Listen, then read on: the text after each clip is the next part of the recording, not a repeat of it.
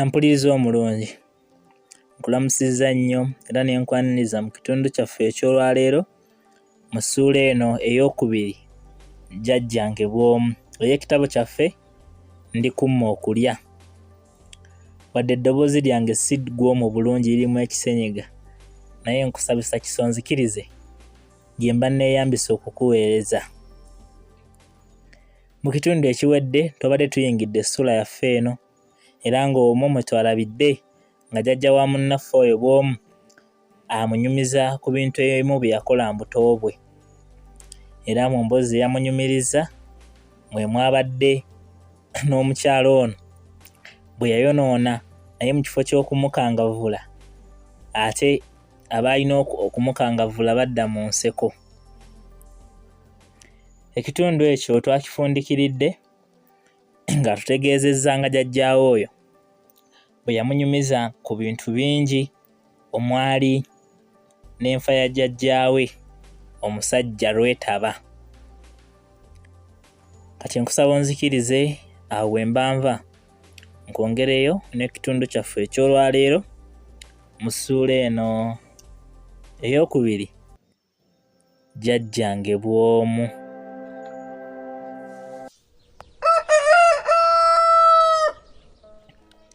Waliwo jjajja lwe yannyumiza ku bantu abakulu abaafa n'atuuka ne ku jjajjange Lwetaba eyafa enfa embi ennyo.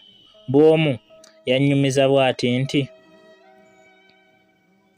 twali twebase mu kayumba kaffe ne munnange ne mpulira abantu abayita ebweru. Kyenva ngolokoka ne ŋŋenda nnyeenya ku munnange agolokoke tugende tulabe abayita amatumbi g'obudde. Lwetaba yeebakanga nnyo naye nga tamalira matu wansi kubanga kyaziranga kumukoonako nga yawawamusa edda.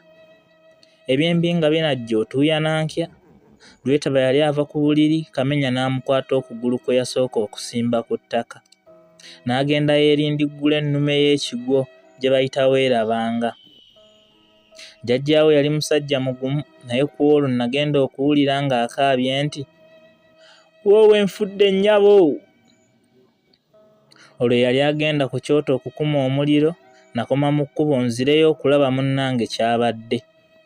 Okumutuukako awo yali agwiridde omukono ogwa ddyo nga gukyuse n'okukyuka.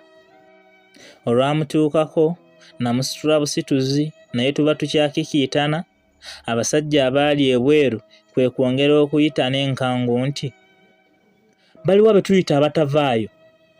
Twaze kubeera wano kulumibwa nsiri na kukommontebwa mpewo? Omulala kwe kuddamu nti, oba beewulirizza nga beesisiggiriza mu nju, sika essubi ku nju okuma omuliro oguli ku nfuuzi yaffe, enju tugyokye basirikkiremu. Abasajja bali baali batemu. Jjajjaawe olwawulira ebyo obusungu ne bumulinnya. Kyeyava yeekakaba n'aŋŋamba nti, vaawo nkuyiteko ndaba abazira bannamiga abantambadde ekiro. Bwe yatuuka mu ddiiro n'ampita n'andagira okukuma omuliro mu kyoto mangu. Naye mba sinnatuuka ku kyoto ng'oluggi yalubanduddewo dda. Nali nkunaamiriza ng'alega jjuula ensongoze omumwa nkuma omuliro, nagenda okuwulira ng'omusajja akuumudde bazeeriggo eryamukuba ennume y'ekigwo mu ddiiro.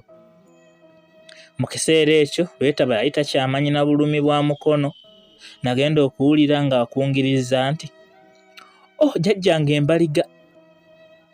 Kwe kumpita nti, bw'omu mpa effumu lyange omuliro guveeku, bano bandaba entalaaga. Mba nkyali mu kisenge baze n'akwata ekisiki ekyaliko omuliro n'akisiiyiko omusajja eyali amwesimbye mu maaso, emimwa gyonna n'agifungalaza ng'ebiriba ebyanika taba. Nagenda okuva mu kisenge ng'abasajja bamutadde wansi bamusalaasala amagulu n'emikono. Ye kwe kuyima wansi n'ampita nti, bw'omu, ebiwundu binnyinze n'obulumi bumpitiridde, munnange balabika banzise. Awo we najjuukirira okukuba enduulu. Nali kyenje nzitakizeemu omulundi gumu Omusajja kwe kuva eri n'antandagira ennume y'ekigwo, n'anvumbagira emimwa, n'ampakya empi ez'okumuukumu. Naye Owaluga yategeka atya? Bwe nazza omukono gwange okumpi n'empagi ne ngwikiriza akambe. Bwe nawulirira ddala nga nkanywereza mu ngalo ne nkasimba ku kabuto akato ak'omusajja eyali antudde mu kifuba, ng'engalo ze zonna zimbuutikidde emimwa. Ne nzibiriza ne nkasindika omulundi gumu mu musajja ne nsika nga ndaza ku ludda olulala olw'olubuto lwe. Ebyenda ne biyulika. Omusajja yakaaba nnyo nti, "Woowe, nfudde nnyabo!" Amangu ago n'aneguka n'agwa eri n'asambagala okutuusa lwe yakutuka n'afa. Neewuunya nnyo obuyinza n'amaanyi g'omutonzi wange, kubanga saasuubira kukola bino byonna okuwonya obulamu bwange. Omusajja alina ebbanga okunzita nga sirina kantu konna kalumya ke mmukozeeko, naye teyakikola okutuusa nze lwe yawukanya omubiri gwe n'omukka ne nsirissa obulamu bwe. Nayongera okutakiza enduulu, era waayitawo akaseera katono ne balirwana ne bajja. Abo nno ate be baawonyeza ddala obulamu bwange, kuba abasajja bali baali bagenda okuva bati ku jjajjaawo bajje bammaze emmere. Balirwana olwatuuka awo ne baleekaana nti, "Kabi ki akabatuuseeko?" Agasajja agaali ku baze nga gamusalaasala obulere ne gafubutuka ne gaduma. Ab'omuliraano okugenda okutuuka ku munnaabwe nga yakaze dda, era nga yenna baamusazeesaze obulere. Munnange nga jjajjaawe agenda bw'ati ezzira kumwa mu kiseera eky'obuvubuka bwe. Yandekala ba kitaawo nga bato, era kitaawo oyo jjajjaawe yafiira nga kyajje ave ku mabeere. Tetwali bagagga nti baze kye baamulanga okumutta, bwe ntyo nafumiitiriza ensonga eyamusisa ne nnemwa okugizuula. Bwe ntyo bwe nasigala ku bwannamwandu munnange.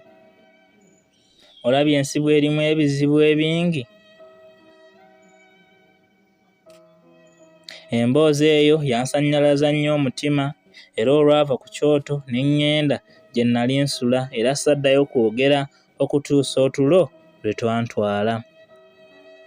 Ebiseera ebimu nateganyanga jjajjange nga mmubuuza kino na kiri. Olumu nafuluma naye ebweru ekiro, naye tuba tukomawo ne ndaba ekintu mu bbanga nga kyaka ng'omuliro era nga kidduka fuuke, ate amangu ago ne kibula. Natya nnyo, era kye nakola kwe kuvumbagira jjajja. Naye mukazi wattu olw'okwekanga bwe yakyuka ati embugo ne zimutega okugenda okutemya n'okuzibula nga ffembi tuli ku ttaka.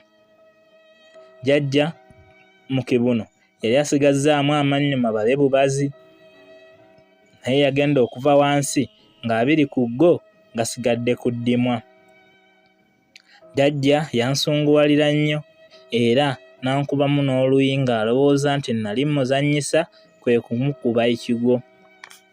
Naye bwe namunnyonnyola ekintu kye nalaba ekyantiisa era ekyamunkwasa, n'ansaasira nnyo era n'anneetondera olw'okunkuba. Bwe namubuuza erinnya ly'ekintu kiri kye nalaba, yantegeeza nti eyo y'emmunyeenye gye bayita kibunoomu. Yannyonnyonnyola nti emmunyeenye eyo tetera kulabibwa bantu bali wamu babiri oba okusingawo. Omu asooka okugiraba agenda okugiraga munne nti laba emmunyeenye ng'ebuze. Jjajja oyo yali mukazi mugerengetanya nnyo mu bintu byonna bye yakolanga. Yali wa busungu nnyo, kyokka nga tasooka kukaalaama nga tamaze kwetegereza nsonga. Ekintu kye yabanga asazeewo okukola oba obutakola ng'akituukiriza. Kyabanga kizibu okumuwugula okumuggya ku bye yabanga amaliridde okukola, era nga takuganya kumukozesa oba okumukkirizisa ekintu kyonna nga tannakitegeera bulungi mayitire gaakyo.